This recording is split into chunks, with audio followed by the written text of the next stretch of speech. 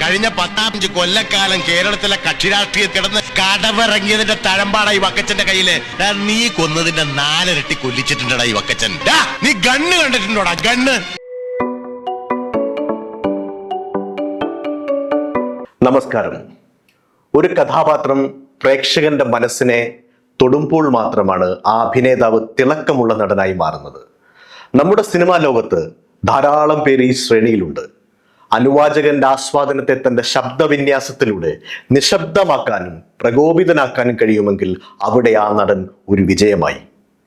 ആരോഹണ അവരോഹണ ശബ്ദവിന്യാസത്തിലൂടെ മലയാള സിനിമയുടെ അവിഭാജ്യ ഘടകമായി കുതിച്ചു കയറുമ്പോൾ സ്റ്റേജിലെ താളത്തിൽ ലയിച്ചിരുന്നപ്പോൾ പെട്ടെന്ന് പൊട്ടിവീണ കർട്ടൻ പോലെ നമ്മുടെ കാഴ്ചയെ മറച്ച് തിരശീലയ്ക്ക് പിന്നിലൊളിച്ച ഒരാൾ കൂടി, ശ്രീ NF വർഗീസ്. മിമിക്രിയിലും നാടകത്തിലും തിളങ്ങി മലയാള സിനിമയിൽ ചെറുവേഷങ്ങളിലൂടെ തൻ്റെതായ ഇടം കണ്ടെത്തിയ വിപ്ലവകാരിയായ നടൻ.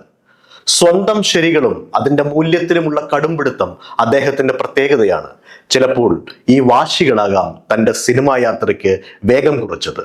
അഭിനയത്തിൽ വേഷങ്ങൾ മാത്രമാണുള്ളത്, അതിൽ നായക പ്രതിനായക പിരിവുകൾ സാങ്കേതിക മാത്രം. ആ തിരിച്ചറിവിൽ തനിക്ക് കിട്ടുന്ന ഏതു വേഷവും പൂർണ്ണതയിലെത്തിക്കാൻ ശ്രമിച്ച ഒരു അതുല്യ നടനായിരുന്നു ശബ്ദഗാംഭീര്യം കൊണ്ടും തനിമയാർന്ന അഭിനയ ശൈലി കൊണ്ടും ശ്രദ്ധിക്കപ്പെട്ട ശ്രീ NF വർഗീസ്. 1949 ജനുവരി 6 എറണാകുളം ജില്ലയിൽ ആലുവയ്ക്കടുത്ത് ചൂർണിക്കരയിൽ പരേതരായ നടക്കപ്പറമ്പിൽ ഫ്രാൻസിസിന്റെയും ആലീസിന്റെയും മകനായാണ് വർഗീസ് ജനിച്ചത്. പ്രാഥമിക വിദ്യാഭ്യാസം കടങ്ങല്ലൂർ രാജശ്രീ SM മെമ്മോറിയൽ സ്കൂളിലും ആലുവയിലെ യൂണിയൻ ക്രിസ്ത്യൻ കോളേജിൽ നിന്ന് മലയാളത്തിൽ ബിരുദാനന്തര ബിരുദവും നേടി. കോളേജിൽ തന്നെ നാടകങ്ങളിലും മോണോ ആക്ടിലും തിളങ്ങി. കോളേജ് പഠനത്തിന് ശേഷം ചെറു ജോലികളിൽ ഏർപ്പെട്ടു. ഒപ്പം തന്നെ തന്റെ കലാപ്രവർത്തനങ്ങളും നടത്തിയിരുന്നു.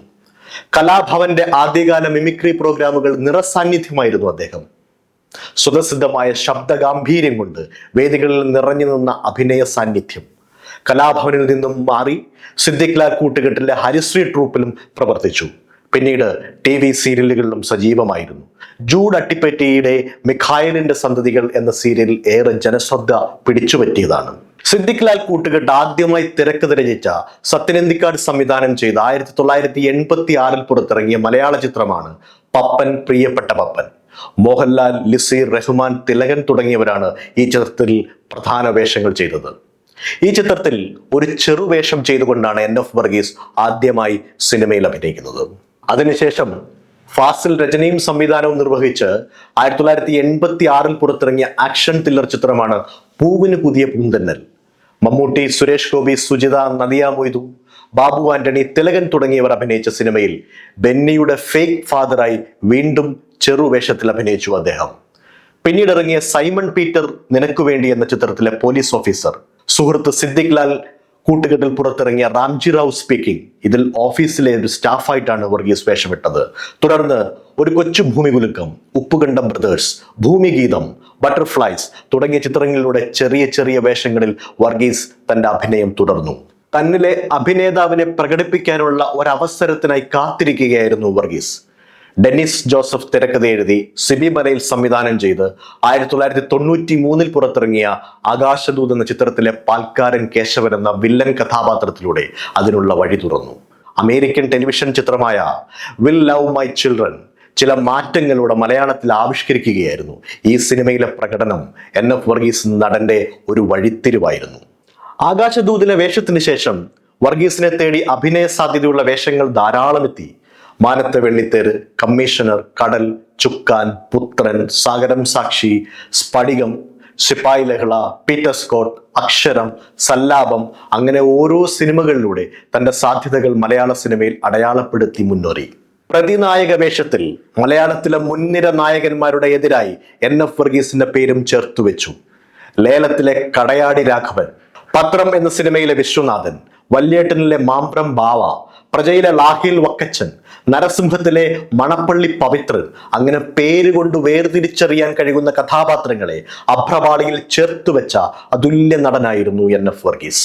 പ്രതിനായക വേഷത്തിൽ ശോഭിക്കുമ്പോഴും പഞ്ചാബി ഹൗസിലെ ജോമോൾ ചെയ്ത സുജാതയുടെ അച്ഛന്റെ പോലുള്ള സ്വഭാവ വേഷങ്ങളും തന്മയത്വത്തോടെ അവതരിപ്പിച്ചു.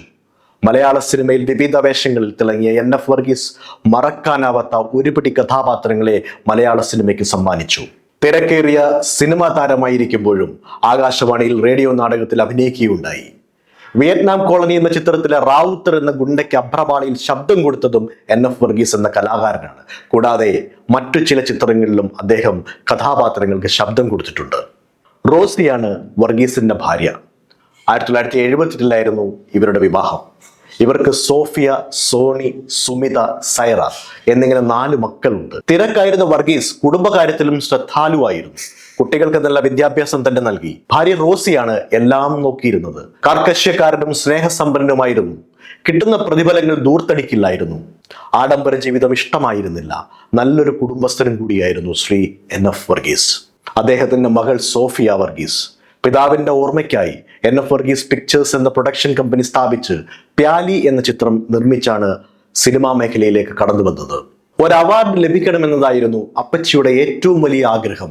പല സിനിമകളുടെയും ഷൂട്ടിംഗ് കഴിഞ്ഞു വരുമ്പോൾ അദ്ദേഹം പറയുമായിരുന്നു, സമുദായം, പ്രജ, പത്രം, ഈ പുഴയും കടന്ന്, ലേലം തുടങ്ങിയ സിനിമകളിൽ അദ്ദേഹം അവാർഡ് പ്രതീക്ഷിച്ചിരുന്നു. മകൾ NF വർഗീസിന്റെ ആഗ്രഹങ്ങൾ ഓർത്തെടുത്തു. കിട്ടാതെ വരുമ്പോൾ അതിയായ ദുഃഖം അദ്ദേഹത്തിനുണ്ടായിരുന്നു. എന്നാൽ പ്യാലി മികച്ച ആർട്ടിനും ബാലതാരത്തിനുമുള്ള സംസ്ഥാന അവാർഡ് നേടി. 2002 ജൂണിലാണ് അപ്പച്ചി മരിച്ചത്. ഒരു നിയോഗം പോലെ 2022 മെയ്യിൽ അപ്പച്ചിയുടെ പേരിൽ ആരംഭിച്ച കമ്പനി നിർമ്മിച്ച സിനിമയ്ക്ക് 2 സംസ്ഥാന അവാർഡുകൾ ലഭിച്ചു. 2002 ജൂൺ 19 അപ്രതീക്ഷിതമായിരുന്നു NF വർഗീസിന്റെ മരണം. പറമ്പിൽ പണിയെടുത്തുകൊണ്ടിരിക്കുന്ന സമയത്ത് ഒരു പുറംവേദനയായിരുന്നു കാരണം. വേദന കുറയാതെ വന്നപ്പോൾ സ്വയം കാർ ഓടിച്ച് അടുത്തുള്ള ഹോസ്പിറ്റലിലേക്ക് പോയി. ഹോസ്പിറ്റൽ കോമ്പൗണ്ടിനടുത്ത് വെച്ച് തന്നെ അദ്ദേഹം ഹൃദയാഘാതം മൂലം മരണമടഞ്ഞു. ജീവിതം ചിലപ്പോൾ അങ്ങനെയൊക്കെയാണ്. അരങ്ങിൽ കർട്ടൻ വീഴുമ്പോൾ ആ രംഗം അവസാനിക്കുന്നു. പുതിയ രംഗത്തിനായി അണിയറ പ്രവർത്തകർ ഒരുങ്ങുന്നു. എങ്കിലും ആ അരങ്ങ് കാണുന്ന പ്രേക്ഷകന്റെ മനസ്സിൽ മായാതെ ചില മുഖങ്ങൾ അങ്ങനെ തെളിഞ്ഞു നിൽക്കും. അതിലൊരു മുഖമായി ശ്രീ NF വർഗീസ് എന്നും ഉണ്ടാകും. പ്രണാമം.